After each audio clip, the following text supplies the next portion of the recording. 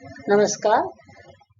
इस सेशन में हम आपको मरीज की शारीरिक जांच के बारे में, उसकी कला और उसके क्रम के बारे में बताएंगे।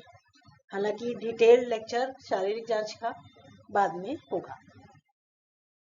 तो जैसा हमने पिछले लेक्चर्स में बात की थी, जब कोई मरीज आता है तो पहले हम उसकी हिस्ट्री लेते हैं, फिर उस हिस्ट्री पे बेस्ड हम एक डिफरेंशियल डायग्नोसिस बनाते हैं, मतलब एक लिस्ट की ये बीमारी हो सकती है, उन बीमारियों की लिस्ट बनाते हैं। फिर हम उसका क्लिनिकल एग्जामिनेशन मतलब शारीरिक जांच करते हैं, जिसके बारे में हम यहाँ इंट्रोडक्शन देंगे, केवल इंट्रोडक्शन।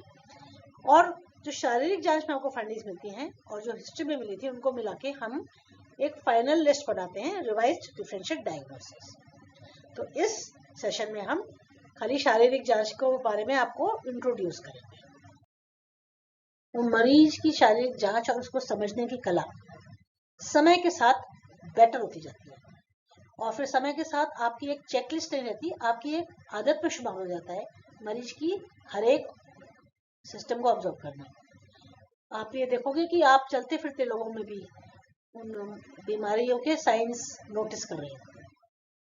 तो टाइम के साथ आपकी ये प्रकृति में शामिल हो जाता है।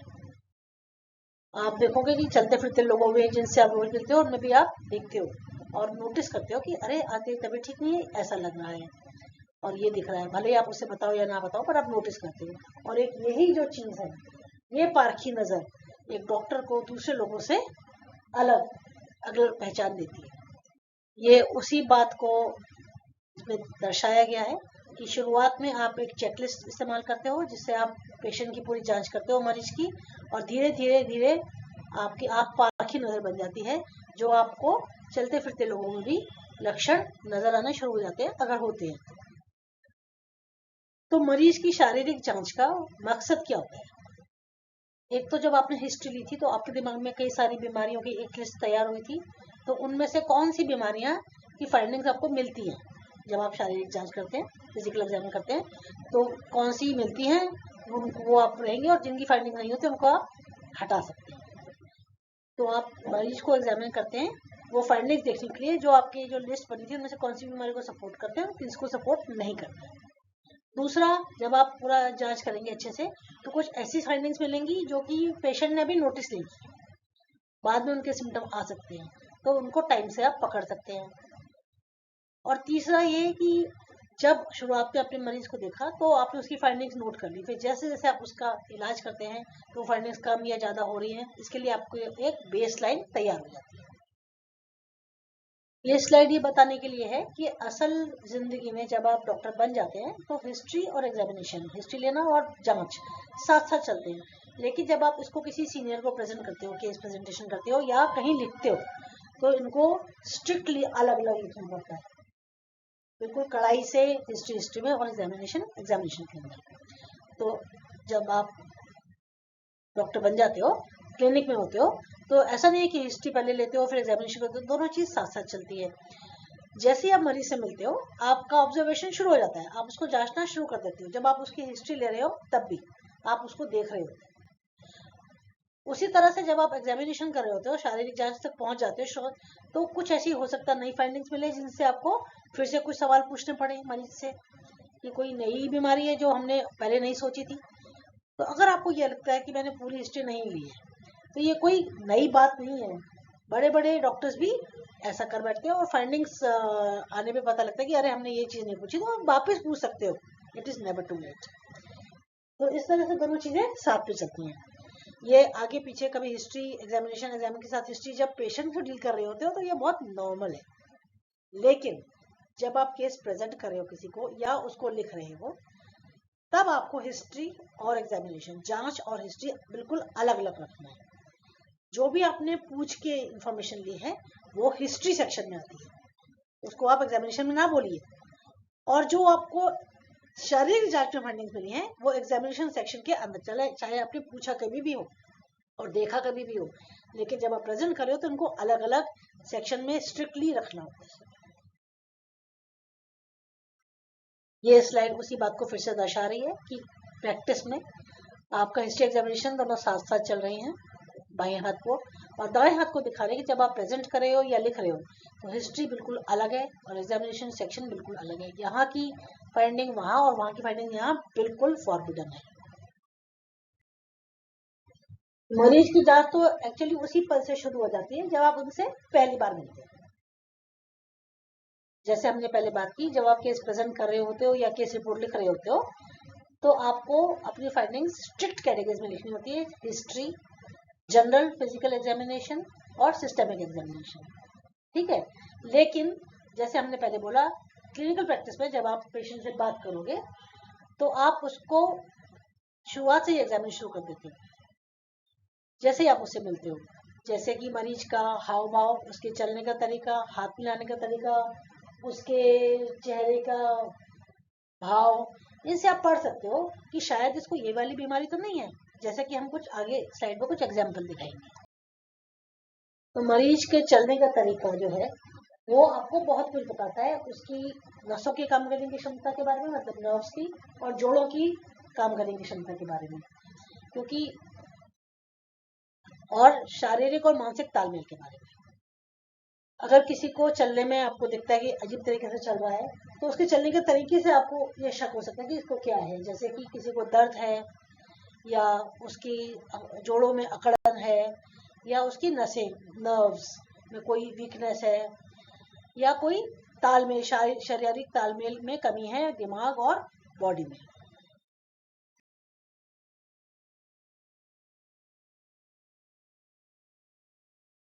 तो मरीज के जब आप हाथ मिलाते हैं तो उसकी हाथ की बनावट से आपको कई बीमारी को पता चल सकता है, लेकिन आपको ये ध्यान रखना है कि मरीज की स्थिति को देखकर ही हाथ मिलाना है, कि बहुत ज्यादा जोर से या नहीं। तो इमीडिएटली आपको उसका जो हाथ का टेम्परेचर है और हाथ पे पसीना है उससे आपको थोड़ा सा अंदाजा लग जाता है कितनी जोर से उसने आपको हाथ पकड़ा और कितनी धीरे धीरे या एकदम से छोड़ रहा है। इन चीजों से आपको थोड़ी बहुत अंदाजा लग सकता है उसी टाइम पे।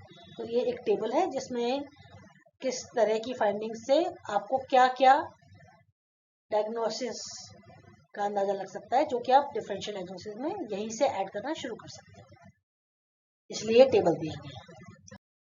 चेहरे के हाव भाव से आपको क्या क्लूज मिल सकते हैं। आप सबसे पहले ये देखें कि क्या मरीज बहुत बीमार लग रहा है, क्या बहुत परेशानी में लग रहा है, क्योंकि चेहरे के हाव भाव बहुत कुछ कह जाते हैं, लेकिन चेहरे पे देखने का एक कल्चरल इफेक्ट हो सकता है, तो आप उसका ख्याल रखिए कि आप दुनिया के कौन से हिस्से में प्रैक्टिस कर रहे हैं। इसके अलावा अगर चेहरा कवर किया हुआ है या आंखें नजर नहीं मिला रहे हैं तो हो सकता है कि मरीज को डिप्रेशन हो, और ये भी कोई मरीज यदि कोई ज्यादा ही खुश और ज्यादा जोर जोर से बोल रहा है तो हो सकता है कि उसको डिप्रेशन हो, एंजाइटी हो और उसको ओवरकम करने की इस प्रकार से कोशिश कर रहा हो। यदि मरीज बहुत बेचैन और घबराया हुआ है तो हो सकता है एंजाइटी हो या थायरोटॉक्सिकोसिस हो। चेहरे पे सूजन, पीलापन, आंखों के आसपास सूजन, तो हो सकता है हाइपोथायरॉयडिज्म हो। इस प्रकार से एक छोटी सी लिस्ट यहाँ दी गई है। मरीज के कपड़ों के साफ सफाई से पहचान, मरीज के कपड़ों से उनकी मानसिक स्थिति और खुद की ख्याल रखने की क्षमता, इनका पता चलता है। बेतरतीब और गंदे कपड़े यदि छोटे उम्र के मरीज में है तो दिमागी बीमारी पे की तरफ इशारा कर सकते हैं या नशे की लत हो। इसी प्रकार अगर बुजुर्ग में है तो डिमेंशिया या डिमेंशिया की तरफ इशारा कर सकते हैं, या कोई देखभाल करने वाला नहीं है उनका, इस पे इशारा कर सकते हैं। अन्य संकेत जैसे कि ढीले ढाले कपड़े पहन रखे हैं तो हो सकता है कि वजन कम होने को छुपाने के लिए किया गया हो। और हाथ पे बने हुए टैटूज वगैरह आपको ध्यान रखना है कि भाई इस प्रकार के प्रश्न पूछे कि उनको कहीं हेपेटाइटिस बी, सी या HIV का कोई लक्षण तो नहीं है, आप उनसे पूछ सकते हैं और जांच पे देख सकते हैं। इस प्रकार अगर हाथ पे मेडिक अलर्ट या कुछ पहना है तो उसका मतलब कोई क्रिटिकल कंडीशन, कोई चेतावनी वाली बीमारी हो सकती है, जैसे कि एड्रिनल इनसफिशिएंसी, एलर्जीज वगैरह। तो जांच के लिए हमें क्या क्या करना है जब जांच शुरू करने के पहले? सबसे पहले तो ये है कि जांच के लिए जो माहौल है वो बिल्कुल शांत होना चाहिए, मरीज के लिए प्रिवेसी होनी चाहिए और अच्छी रोशनी होनी चाहिए, खास करके नेचुरल लाइट, प्राकृतिक रोशनी बहुत जरूरी है, क्योंकि इसमें थोड़ा बहुत पैलर या थोड़ा बहुत जॉन्डिस, पीलिया आप मिस कर सकते हैं अगर आप उसको आर्टिफिशियल लाइट में देख रहे हैं। तो बहुत जरूरी है कि मरीज को नेचुरल लाइट में या प्राकृतिक रोशनी में जांच करें। मरीज का भरोसा जीतना भी जरूरी है, इसलिए आप मरीज से अनुमति जरूर लें जांच शुरू करने के पहले। इसके अलावा यदि एक पुरुष डॉक्टर एक महिला मरीज का जांच कर रहा है, तो उसकी एक साथी, महिला साथी या एक महिला अटेंडेंट को साथ पे रखना बहुत जरूरी है। उसके अलावा यदि आप इंटीमेट एग्जामिनेशन कर रहे हैं, तो भी एक शेपरन जरूर होना चाहिए, चाहे महिला महिला हो और या पुरुष पुरुष हो, तो भी एक शेपरन जरूरी है, एक साथी जरूरी है जो देख रहा हो। क्योंकि बाद में डॉक्टर पे एक तो मरीज को भरोसा हो जाएगा कि उसके साथ कोई है, और दूसरा डॉक्टर को बाद में कोई स्यू नहीं कर पाएगा क्योंकि उसने किसी के सामने पूरी जांच की है। इसके अलावा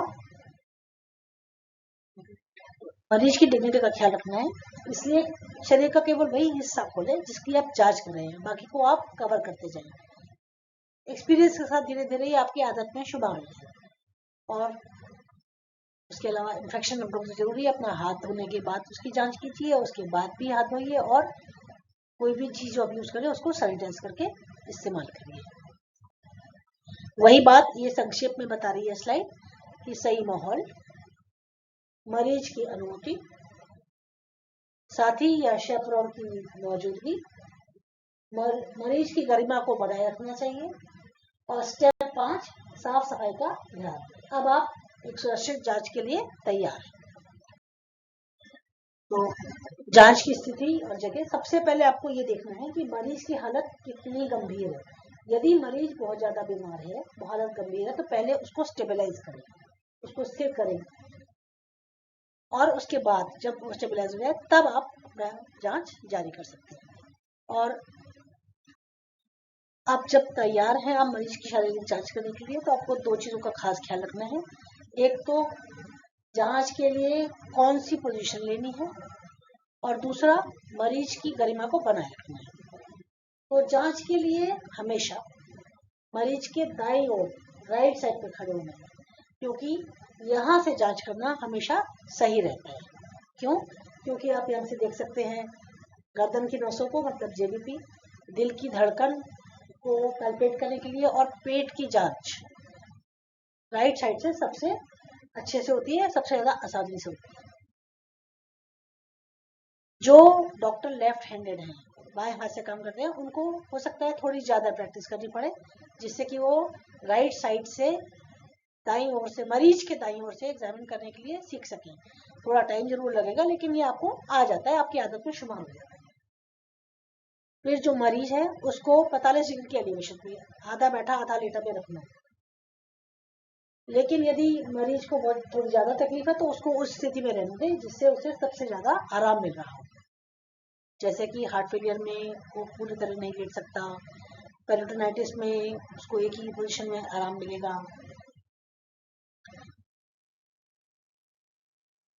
उनकी गरिमा को ख्याल रखने के लिए हमने जैसे पहले बात की, खाली वो एरिया खोले जहाँ पे आप एग्जामिनेशन करें, फिर उसको ढक दें और अगला खोल के उस पे जाए। ये भी आपको टाइम के साथ आपकी आदत में शुमार हो जाए। इसमें आप वही बात का चित्रण देख सकते हैं। आप देख सकते हैं कि मरीज करीब 45 डिग्री के झुकाव पे बैठा हुआ है और दाईं ओर से जांच करने के लिए तैयार है। याद रखें, जांच के हर कदम पर मरीज को चादर या गाउन से ढककर रखना उनकी गरिमा के लिए जरूरी है। ये 3 चीजें इसमें स्लाइड में दिखाई गई। तो हम पहले जनरल फिजिकल एग्जामिनेशन जीपी करते हैं और उसके बाद अलग अलग सिस्टम की जांच करते हैं। लेकिन कोई एक सिंगल करेक्ट सीक्वेंस नहीं है, कोई ऐसा क्रम नहीं है जो सही है। आप हर डॉक्टर अपना अपना तरीका इस्तेमाल कर सकता है, लेकिन शुरुआत में एक क्रम फॉलो करने से होता है कि कोई फाइंडिंग छूटती नहीं। तो जब हम एग्जामिन करते हैं तो 4 चीजें हमें देखना होता है: इंस्पेक्शन, पैल्पेशन, परकशन, ऑस्कल्टेशन। इनमें से कोई स्टेप किसी सिस्टम में ज्यादा यूज होता है और किसी सिस्टम में नहीं होता, जैसे कि जनरल फिजिकल एग्जामिनेशन में मोस्टली इंस्पेक्शन और पैल्पेशन होता है, परकशन और ऑस्कल्टेशन का इस्तेमाल नहीं होता है।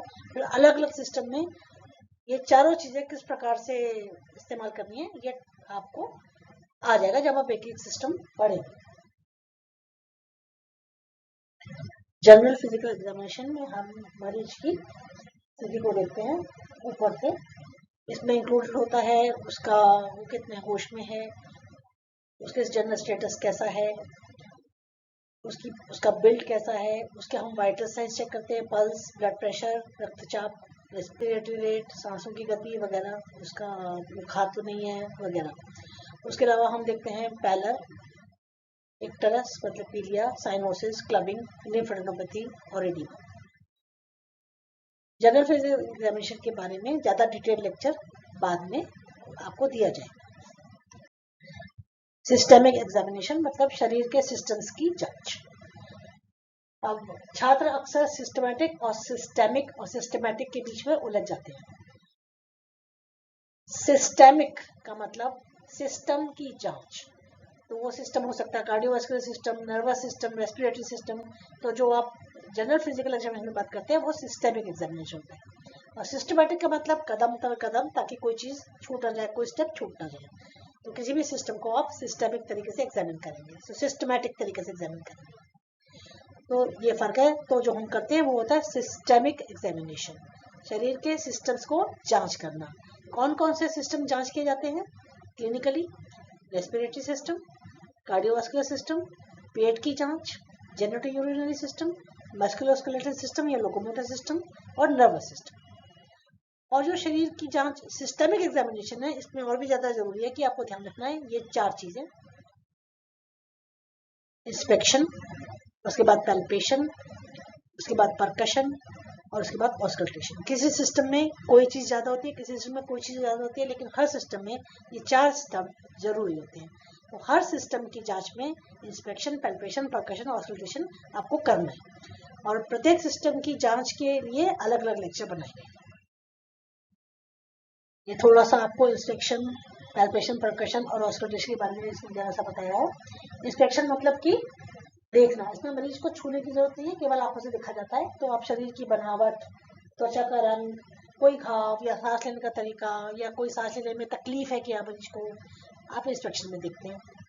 पैल्पेशन किस चीज के लिए इस्तेमाल होता है? आप मरीज को छू कर जांच करते हैं। इसमें हाथों का इस्तेमाल करके आप शरीर का तापमान देख सकते हैं, कौन सी जगह दर्द है, कौन सी जगह नहीं है, कोई अंग बढ़ा हुआ है जैसे कि लिवर या स्प्लीन, या कोई गांठ है क्या, वोकल फ्रेमेटर्स, ये चीजें पैल्पेशन से जांच की जाती हैं।